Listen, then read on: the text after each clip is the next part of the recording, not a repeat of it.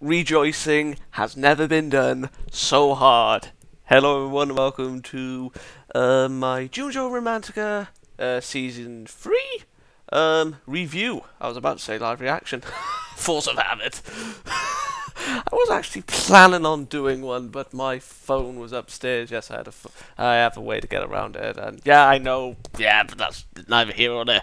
So we have returned, and right off the bat, this episode was well. Actually, before I get into that, usually I skip the openings, but normally with animes like these, like romance ones, the um, as you like usually ones that don't involve heavy combat, like for example, well, the best example to be is Bleach. Like, I don't watch their openings, because it holds spoilers, and I watched this opening because, like, I think it was safe. But when I was seeing the characters, oh, hold on, yeah, when I was going through the opening, I swear I saw the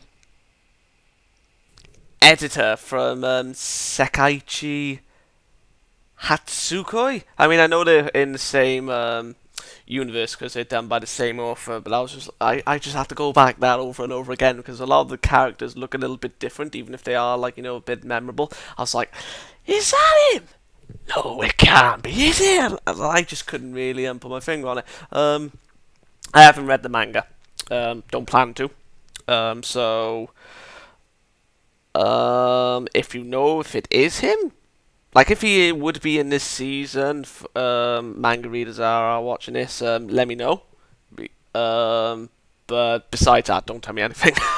So yeah, this episode in itself was major setup for the series as a whole. Like in season 2, I think it was season 2, the main setup for Misaki and Usagi was getting Misaki to say that he loved him, without being so timid about it or saying, I think I love you, or I think I like you, etc., etc. But this, it's more to the point of him finally admitting that he's with Usagi. Like, as far as things go with the relationship, I don't think they would be able to openly admit it because he's an editor or something. I don't really know. I think something. Well, I think Misaki had a monologue or something like that.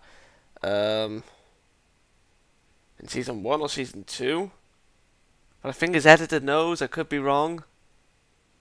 But I might just diving into something that is probably irrelevant. But either way, it's basically focused on Takahiro. It's just a case of Misaki finally, acknowledging the relationship. Yes, he knows he's not doing anything wrong because, well, it isn't wrong. But it's just a case of he's probably anxious of how his brother would take it. So yeah, that's probably the main thing that's holding him back. But there's always at the same time, if he's afraid to admit it, it's kind of like he's not doubting the relationship. It's like kind of holding it back. I don't really know. I can't really put it into words, but yeah, it's just for these two characters. This is their setup. Like getting Misaki to go to Takahiro and just be like, I'm with Usagi, and so on and so forth, because he doesn't want to leave him. We know this because this has happened before, because when he had to leave him in season 1, he was reduced to tears, afterwards. But yeah, imagine, So yeah, and we get to see Misaki's possessive side, because Usagi's cousin, oh feck, sorry about that. His cousin, I don't remember his name, but I'm gonna dub him as the love rival for now.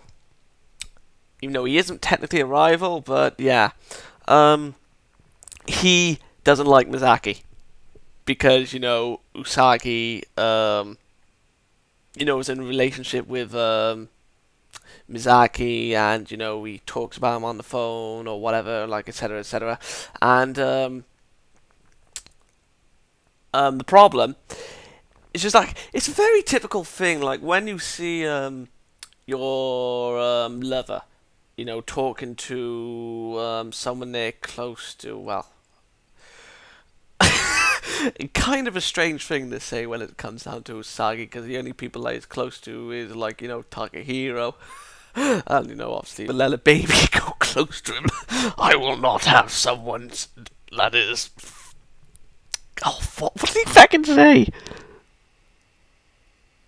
That is driven by instinct. Come near me. So I just lolled that poor kid. Oh yeah, Takahiro had a baby. I was just like, oh right, well, obviously, yeah. What was I saying? I lost my train of thought. Ah yeah. We got to see Misaki's jealousy side. Now we have seen this before, but this is a little bit more developed than the previous one. I think it's happened once before. Like we've seen Usagi's possessive side numerous times, and this was just more hilarious in this episode. So yeah, and when he finally voiced it, like saying, "Oh, yeah," because like he was worried when they go to the bookstore, because that's the thing that they have in common. I mean, like he easily bribed him, and in essence, he knows him better than Misaki knows him. So yeah, not full on, but as far as tastes, I suppose, go, then yeah. So yeah, Misaki was driven to the point where he admitted what was on his heart, and he was like, oh shit, what have I done? And then that is Usagi's turn on.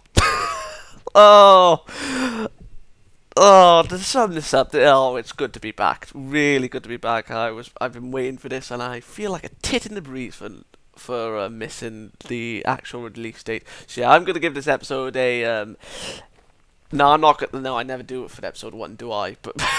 But yeah, if I did, this would be a very, very is it biased? Yeah, biased review.